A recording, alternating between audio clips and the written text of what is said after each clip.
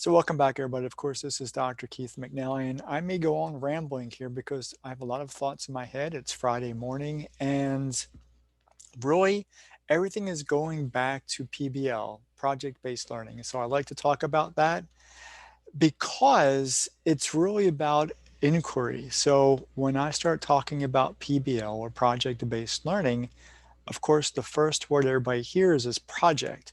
And as soon as teachers or parents or even students hear the word project, they're thinking problem, and not in a good way. Now, we focus PBL in terms of solving problems, but sometimes the word project just starts having students or anybody really thinking about all the things they have to do. I have to buy supplies, I have to organize this, I have to get this person involved, I have to take extra time out of my schedule, and all those other logistical things that really do go into project management.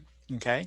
And that does make sense. But in all honesty, it's really about philosophy, methodology, and inclination, I guess, is a really good word because all we're trying to accomplish is a new way of learning. We talk about developing lifelong learning thoughts or just becoming lifelong learners. Well, that doesn't just mean going back to school.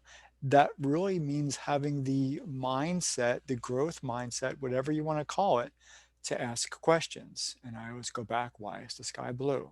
Okay, again, metaphorically speaking, but without the understanding that uh, we have to ask questions in order to get answers, then we're really not in a growth mindset or in a lifelong learning mindset. I tend to use the lifelong learning methodology or philosophy because growth mindset is, I think, overused and has different meanings depending on who you ask.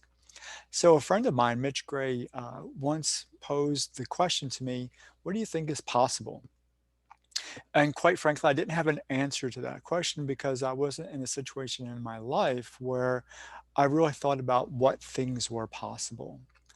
But having, he's a good friend of mine, and having kind of worked through that, I now see things as being possible, whereas before I didn't see certain things as being possible. So he's helped me really redefine what lifelong learning, what growth is, what being inspired is, and how to pursue your passions, one as a person, two as a professional, and of course as an educator. So I think his philosophy and my philosophy kind of merge in that we really have to look at life, whether it's in the classroom, in industry, or in whatever scope you're in, as a question and answer discovery and reflective process. What do I need to do? How do I need to accomplish it? What questions do I need to ask? Where do I need to go for answers?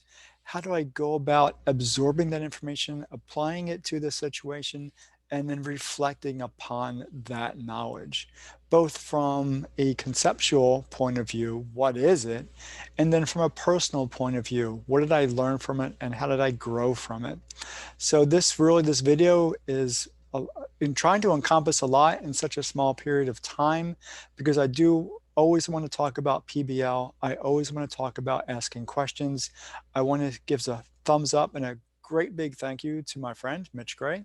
And as always, to inspire all of you, whether you're in education as a teacher, as a student, as an administrator, or even as a parent who is struggling, inspiring your son or daughter to become better learners.